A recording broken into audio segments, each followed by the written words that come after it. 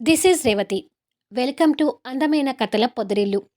Videos చూస్తున్న వారికి likes, కామెంట్స్‌తో support చేస్తున్న వారికి థ్యాంక్ యూ సో మచ్. నా తనువు నా ప్రాణం నీకే ఎపిసోడ్ నెంబర్ 193. అసలు మ్యాటర్‌లోకి వస్తాను. నేను సూర్యని లవ్ చేయడమే కానీ, సూర్య నన్ను ప్రేమించలేదు. అంటే సూర్యకి నాకు మధ్య ముద్దు, ముచ్చట లాంటివి ఏమీ జరగలేదు. I am virgin. సో, ఇప్పుడు మీరు చెప్పండి. మీకేదైనా లవ్ ఎఫైర్ ఉందా? మీరు వర్జినేనా? అని అడుగుతుంది క్రాంతి డైరెక్ట్ పాయింట్‌కొస్తూ. తను అలా అడగడం చూసి నితీష్ గుడ్లు తేలేసి చూస్తుంటాడు. చెప్పండి. Are you virgin? అని మళ్ళీ రెట్టించి అడుగుతుంది. నితీష్ కొన్ని క్షణాలకు సమాధానం చెప్తూ యెస్, ఐ యామ్ వర్జిన్ అంటాడు. నమ్మొచ్చా? అని అడుగుతుంది సూటిగా చూస్తూ. నన్ను నమ్మితేనే మీరు నన్ను యాక్సెప్ట్ చేయండి. లేదంటే నో చెప్పండి అంటాడు. క్రాంతి కొన్ని క్షణాలు మౌనం వహించి తిరిగి మాట్లాడుతూ I hate second hand things and I hate second hand persons. నాకు వచ్చే భర్త నన్ను మాత్రమే ఇష్టపడాలి. నన్ను మాత్రమే తాకి ఉండాలనేది నా అభిప్రాయం. కోర్స్ నేను సూర్యాని ప్రేమించి ఉండొచ్చు. కానీ ఇప్పుడు నా మనసులో అతను లేడు అనేది పచ్చి నిజం. సూర్య మీద ఉన్న ప్రేమతో మలినం అయిపోయిన నా మనసుని ఇప్పుడు కడిగిన ముత్యంలా చేసుకున్నాను.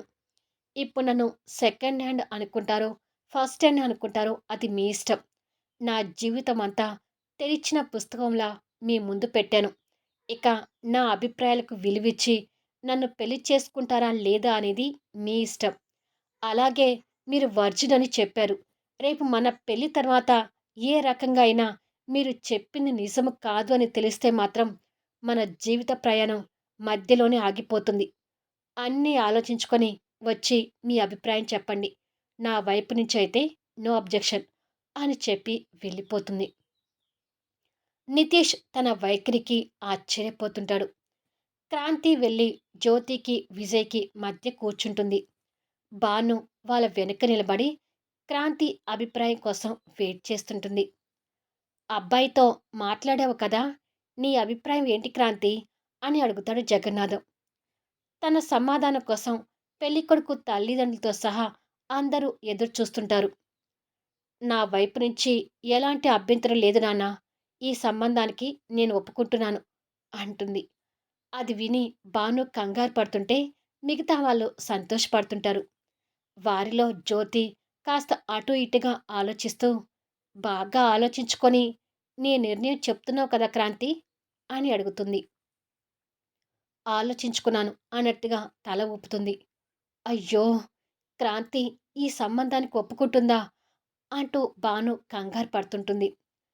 చెల్లెలు ఒప్పుకున్నందుకు విజయ్ సంతోషపడుతూ కంగారు పడుతున్న భాను వైపు పొగ్గరగా చూస్తుంటాడు. అతని చూపులు భానుని కాల్చేస్తున్నట్టుగా ఉంటాయి. ఈలోపు నితీష్ కూడా వచ్చి తల్లిదండ్రుల మధ్యలో కూర్చుంటాడు. నీ అభిప్రాయం ఏంటి నితీష్? అని అడుగుతాడు అతని తండ్రి. క్రాంతిలో ఉన్న తెగింపు, ధైర్యం నాకు బాగా నచ్చాయి నాన్నా. నేను క్రాంతి లాంటి అమ్మాయిని వదులుకుంటే నా అంత పిచ్చివాడు ఇంకొకడు ఉండడేమో అంటాడు నితీష్ తనని చూస్తూ. అతని అభిప్రాయం విని అందరూ సంతోషపడుతుంటే భాను మాత్రం తల పట్టుకొని అంతా అయిపోయింది అని అనుకుంటుంది. భాను ప్రతి కదలికను విజయ్ గమనిస్తుంటాడు. అబ్బాయి త్వరలో అమెరికా వెళ్ళేది ఉంది కాబట్టి పెళ్లి కూడా త్వరగా పెట్టుకుంటే బాగుంటుంది జగన్నాథం గారు అంటాడు పెళ్ళికొడుకు తండ్రి. మీకు అభ్యంతరం లేకపోతే పెళ్లి ముహూర్తాలు కూడా ఇప్పుడే పెట్టించుకొని తాంబూలాలు మార్చుకుందాము అంటుంది పెళ్ళికొడుకు తల్లి. మాకు తెలిసిన పురోహితుడు ఉన్నాడు. మీకు అభ్యంతరం లేకపోతే అతను రమ్మని చెప్తాను. ముహూర్తాలు పెట్టించుకొని తాంబూలాలు తీసుకుందాము అంటాడు పెళ్ళికొడుకు తండ్రి. సరేనండి మీ ఇష్టం అంటాడు జగన్నాథం. వీళ్ళప్పుడే తాంబూలాలు, ముహూర్తాలు కూడా అంటుకుంటున్నారేంటి అని అనుకుని భాను కంగారు పడుతుంటుంది. మరి కాసేపట్లో పురోహితుడు రావడం, మరో వారం రోజుల్లో ముహూర్తాలు పెట్టడం, తాంబూలాలు మార్చుకోవడం అంతా భాను కళ్ళ ముందు చకచకా జరిగిపోతాయి. ముహూర్తాలు పెట్టించుకొని నితీష్ వాళ్ళు వెళ్ళిపోగానే క్రాంతి రూంలోకి వస్తుంది.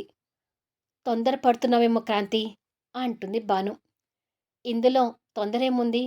అన్నీ ఆలోచించుకొని ఈ సంబంధం ఒప్పుకున్నాను అంటూ తన చేతికి అలంకరించుకున్న గాజుల్ని తీస్తూ ఉంటుంది. అది కాదే సూర్య అన్నయ్య గురించి ఇంకొక్కసారి అంటూ భాను మాట్లాడబోతుండగా షటప్ భాను అంటూ క్రాంతి కోపంతో విరుచుకుపడుతుంది. దాంతో భాను బెదిరిపోతూ చూస్తుంటుంది. నీ పెళ్ళయ్యే వరకు నీ స్నేహితురాల్ని ఎంత దూరంగా పెడితే అంత మంచిది క్రాంతి అంటూ విజయ్ అక్కడికొస్తాడు. విజయ్ రాకని భాను మింగేస్తున్నట్టుగా చూస్తుంటే నువ్వు మాట్లాడుకో అన్నయ్య అంటూ క్రాంతి విజయ్ మీద కూడా కోప్పడుతుంది. దాంతో విజయ్ కూడా సైలెంట్ అయిపోయి భానుని కోపంగా చూస్తుంటాడు. అంతకంటే ఎక్కువ భాను కూడా పళ్ళు నూరుతూ విజయ్ వైపు చూస్తుంటుంది. ఒక్క ఈ విషయంలో తప్ప భాను అన్ని విధాలుగా నాకు బెస్ట్ ఫ్రెండ్. నా ఫ్రెండ్‌ని తక్కువ చేసి మాట్లాడితే నేను ఊరుకోను అన్నయ్య అని సీరియస్ అవుతుంది అన్న మీద. విజయ్ భానుని చూసి కోపంగా మొహం తిప్పుకుంటాడు. అసలు మా ఇద్దరి మధ్యకు నువ్వు రాకన్నయ్య నువ్వెళ్ళు అంటుంది కాంతి. చెల్లెల మాటకు గౌరవించి విజయ్ భానుని కోపంగా చూస్తూనే అక్కడి నుండి వెళ్ళిపోతాడు. మా అన్నయ్య మాటలు పట్టించుకోకు భాను అంటుంది క్రాంతి భానుని చూసి బాధపడుతూ. ఆ గొట్టంగాడి మాటలు ఎవరు పట్టించుకున్నాళ్లే కానీ నీ అభిప్రాయం మార్చుకోవా? ఆ నితీష్‌ని పెళ్లి చేసుకుని తీరాల్సిందేనా అని అడుగుతుంది. ఆ నితీష్ ఆస్తి, అంతస్తు, హోదా మా కుటుంబానికి సరిసమానమని మా అమ్మ, నాన్న, అన్నయ్య భావిస్తున్నారు. అలాగే నా వైపు నుంచి కూడా నా అభిప్రాయాలు, నా వ్యక్తిగత జీవితం అన్నీ దాచిపెట్టకుండా అతనికి చెప్పాను. అన్నిటికీ ఒప్పుకున్నాడు. నాలాగా ఫస్ట్ హ్యాండ్ అంటూ ఆలోచించేవాళ్ళు నన్ను పెళ్లి చేసుకోవడానికి ఒప్పుకోరు బాను. కానీ అన్ని విధాలా సరిసమానవాడు అనుకుంటున్న నితీష్ నా అభిప్రాయాలకు గౌరవించాడు. అందుకే ఈ పెళ్లికి ఒప్పుకున్నాను. నా జీవితం అతనితో ముడిపడబోతుంది కాబట్టి ఇక పాత విషయాల్ని నా ముందు తీసుకురాకు. ఈ పెళ్లి అయిపోయి దేశం వదిలిపోతాను కాబట్టి ఈ వారం రోజులు నన్ను ప్రశాంతంగా ఉండనివ్వు అని చేతులు జోడించి చెప్తుంది. భాను ఇంకేమీ మాట్లాడలేక సైలెంట్ అయిపోతుంది. ఆ రూమ్ బయట ఉన్న జ్యోతి కూడా ఆ మాటలు విని క్రాంతి అంతగా ప్రేమించిన సూర్య విషయంలో మరి ఇంత మొండిగా ఎందుకు తయారైందో నాకు కూడా తెలీదు బాను. కానీ క్రాంతి ఇక సూర్యని ఒప్పుకోదని మాత్రం నాకు బాగా అర్థమవుతుంది అని అనుకుంటుంది. భాను ద్వారా విషయం తెలుసుకున్న మైథిలి, కళ్యాణ్ సూర్య గురించి ఆలోచిస్తూ బాధపడుతుంటారు. మరొక వారం రోజుల్లో క్రాంతి పెళ్ళి అంటే సూర్య ఎలా తట్టుకోలేస్తాడు కళ్యాణ్ అంటుంది మైథిలి. అప్పుడే అక్క కళ్యాణ్ గారు అంటూ సూర్య వచ్చినట్టుగా కింది నుంచి కేకలు వినిపిస్తుంటాయి. సూర్యకి ఫోన్ చేశాం కదా వచ్చాడు పద అని చెప్పి కళ్యాణ్ మైథిలి కిందికొస్తారు. కూర్చో సూర్యబాబు నేను వెళ్ళి వాళ్ళని పిలుచుకొస్తాను అని చెప్పి రాములమ్మ వెళ్ళబోతుండగా కళ్యాణ్ మైథిలిని కిందికి రావడం చూసి రాములమ్మ పక్కకు తప్పుకొని అక్కడి నుండి వెళ్ళిపోతుంది. దేనికక్క నన్ను రమ్మన్నారు అని అడుగుతాడు సూర్య ఇద్దరిని చూస్తూ.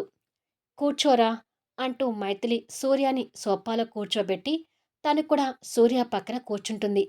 వాళ్ళకి ఎదురుగా కళ్యాణ్ కూర్చుంటాడు. నిజం చెప్పు సూర్య, నువ్వు క్రాంతిని వదులుకోవటానికి అన్ని విధాలా సిద్ధంగా ఉన్నావా అని అడుగుతుంది మైథిలి. క్రాంతి అనగానే సూర్య మొహం బాధగా మారిపోతుంది. అది కళ్యాణ్ గమనిస్తూనే ఉంటాడు. ఇప్పుడు క్రాంతి టాపిక్ ఎందుకు తీసుకొస్తున్నావాక్క అని అడుగుతాడు సూర్య. క్రాంతికి పెళ్లి సంబంధం కుదిరి తాంబూలాలు కూడా మార్చుకున్నారంట. మరో వారం రోజుల్లో పెళ్లి. పెళ్లి తర్వాత తన భర్తతో కలిసి అమెరికా వెళ్ళిపోతుందని ఇంతకు ముందే భాను ఫోన్ చేసి అక్కడి కబుర్లు చెప్పింది అని అంటుంది. ఆ విషయాలు వినగానే సూర్య గుండెల్లో గుణపం పెట్టి గుచ్చుతున్నంత బాధగా ఉంటుంది. క్రాంతి గురించి విన్న సూర్య ఫేస్ ఎక్స్ప్రెషన్స్ కళ్యాణ్ చూస్తూనే ఉంటాడు. చెప్పు సూర్య, క్రాంతి పెళ్లి చేసుకుని వెళ్ళిపోతే నువ్వసలు తట్టుకోలేస్తావా? మనిషివి అవుతావా అని అడుగుతుంది మైథిలి. సూర్యకి ఏం చెప్పాలో అసలు అర్థం కావడం లేదు. మాకు సమాధానం కావాలి సూర్య అంటాడు కళ్యాణ్ సూర్య మొహంలోకి సూటిగా చూస్తూ. ఇప్పుడు నేను క్రాంతిని మర్చిపోలేను. క్రాంతి కావాలి అంటే ఏం చేస్తారు కళ్యాణ్ గారు? బలవంతంగా తీసుకొచ్చి తనని నాకు కట్టబెడతారా? అని అడుగుతాడు సూర్య. అలా ఎలా చేయగలుగుతాంరా? అంటుంది మైథిలి బాధపడుతూ. ఏ విధంగా కూడా క్రాంతి నా సొంతం కాదు అన్నప్పుడు, ఇంక క్రాంతి గురించి ఎందుకు ఆలోచిస్తున్నారక్కా? అని అడుగుతాడు. దానికి మైథిలి దగ్గర సమాధానం లేక కళ్యాణ్ వైపు చూస్తుంటుంది. క్రాంతి గురించి నాకు బాధ లేదు అని చెప్తే, నేను అబద్ధం చెప్తున్నానని మీ ఇద్దరికీ ఈజీగా అర్థమవుతుందని నాకు తెలుసు. కానీ నా వైపు నుంచి కాకుండా, క్రాంతి వైపు నుంచి కూడా ఆలోచించి చూడండి.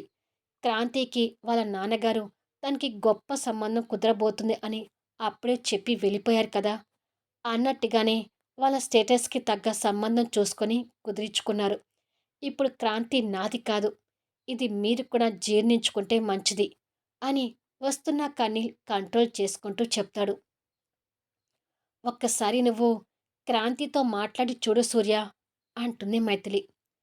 సూర్య మనసుకి అక్కడ ఉండే కొద్దీ కష్టంగా అనిపిస్తుంటే ఇక మాట్లాడలేక పైకి లేచి, నాకు ఆటో బేరాలు పోతున్నాయక్క, వెళ్ళొస్తాను అని చెప్పి వెళ్ళిపోతాడు.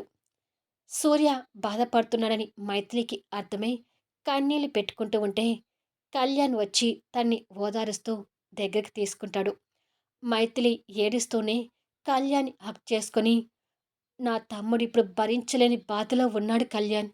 ఒకప్పుడు మనం దూరమై పడిన బాధ ఇప్పుడు నా తమ్ముడు పడుతున్నాడు అంటుంది. నాకు కూడా అర్థమవుతుంది ఎనిమి. కానీ అక్కడ క్రాంతిని ఒప్పుకోనప్పుడు మనం కూడా ఏమీ చేయలేకపోతున్నాము అంటాడు బాధపడుతూ. ప్లీజ్ కళ్యాణ్, సూర్య క్రాంతి కలవాలి. వాళ్ళిద్దరు కలవడానికి ఏదో ఒకటి చెయ్యి అని కళ్యాణ్ రిక్వెస్ట్ చేస్తుంది. కానీ కళ్యాణ్‌కి వాళ్ళిద్దరిని కలపడానికి ఏ దారి లేక మౌనంగా ఉండిపోతాడు. మళ్ళీ నెక్స్ట్ వీడియోలో కలుద్దాము. సూర్య, క్రాంతికి మధ్య నితేష్ శాశ్వతంగా రాబోతున్నాడా?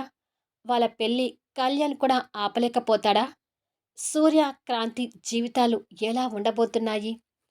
అద్భుతమైన మలుపులతో ఆసక్తికరంగా సాగిపోయే కథా వీడియోస్ని మిస్ కాకుండా చూడండి.